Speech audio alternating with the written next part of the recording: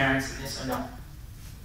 Because this relationship is what gives people happiness or sadness. And that's one of the deceptions of our age, is that people are searching for happiness elsewhere. And they don't care about real relationships with people.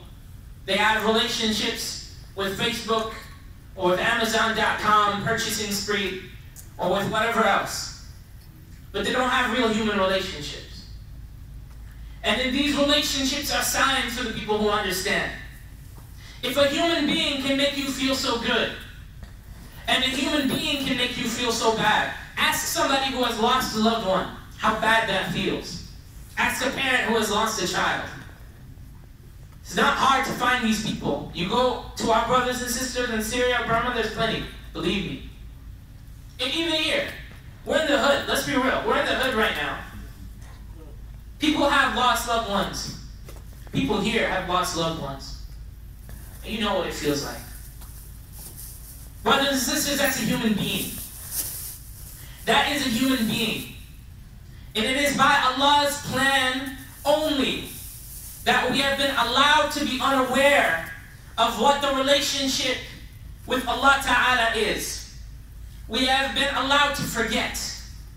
Because there was a time when we were all gathered together and Allah Ta'ala asked us, Allah brought us forth from the loins of our father Adam alayhi salam and gathered us all together, all of mankind at once.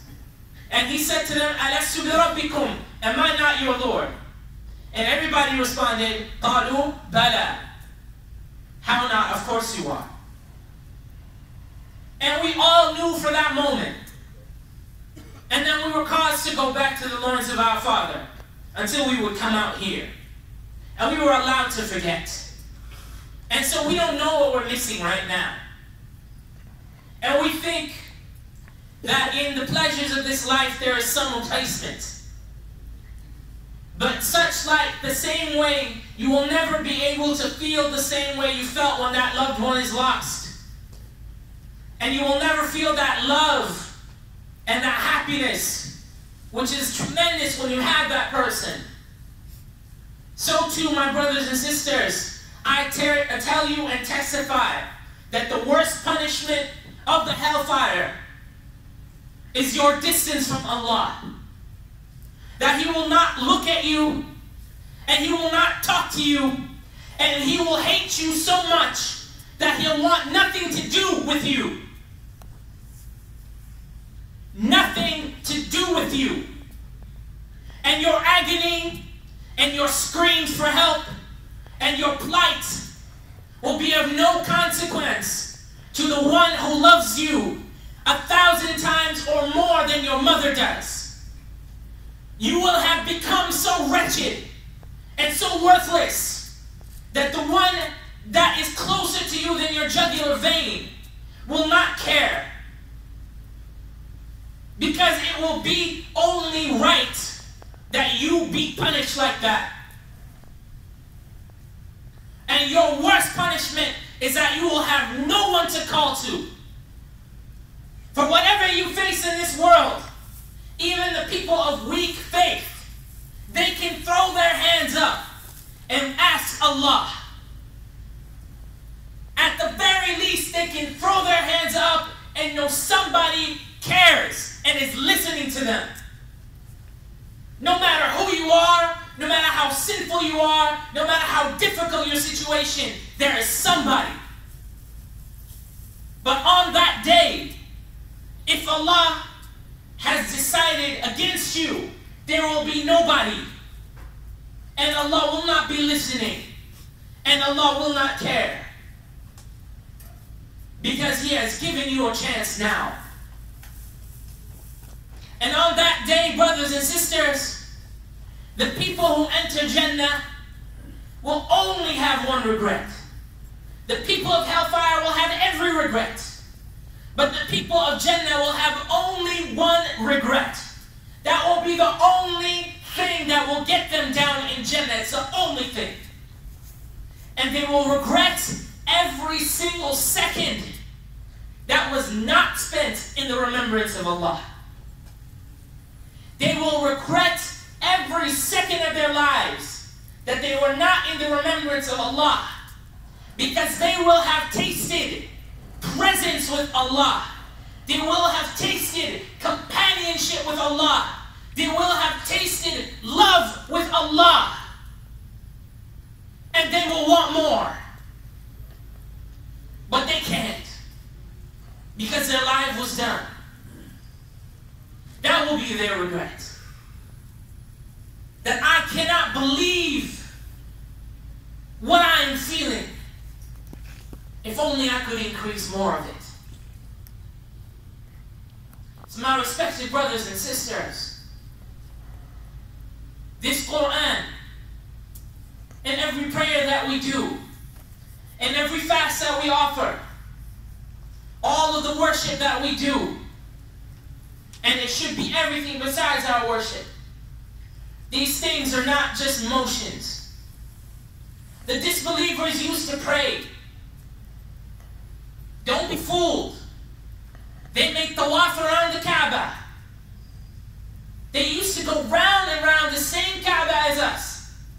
And they would call on Allah. But it wasn't anything except clapping in a show. It was just a game. Just something that you did. Just something that you did. The few of them that had sincerity, they became Muslims. But the rest who remained in ignorance, they prayed religiously. But it was nothing but a game and foolishness and a waste. So I asked myself, on this moment, everything that I have done so far, these 27 nights of prayer, this recitation of the Book of Allah Ta'ala, these 26 fasts, how much of them were just clapping and games and motions? And how many of them are qurbatin inda Allah wa salawati rasul? And how many of them are things by which I came closer to Allah and sent my salam and blessings upon the Prophet sallallahu alaihi wasallam? Because I know that will be my regret.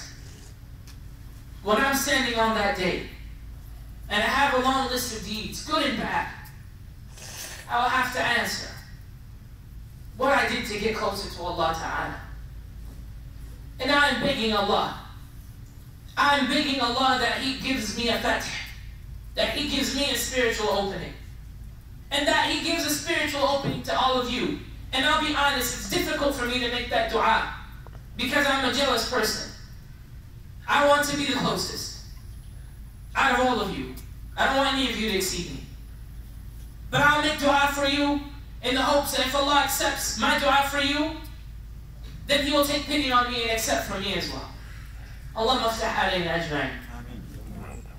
And my brothers and sisters, this relationship with the Kitab of Allah, that's probably the best we're going to get.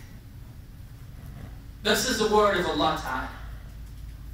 We're not going to go on the mountain of Sinai and speak to Allah Ta'ala the way Moses spoke to Him. And we're not going to ascend the 7 heavens and go past As-Sidrat al-Muntaha and be with Allah Ta'ala the way our Master Muhammad sallallahu alaihi wasallam was. And we're not going to be risen up from this earth while we're still alive to be on the right hand of the throne of Allah Ta'ala the way our father Sayyidina Isa was.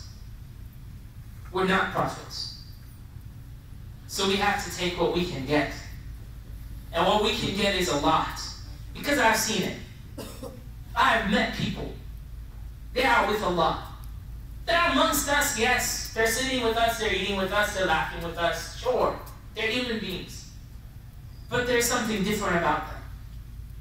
They're with Allah. Somehow. Not in the way the Prophet ﷺ was known. But certainly more than me. And the majority of the people that I know.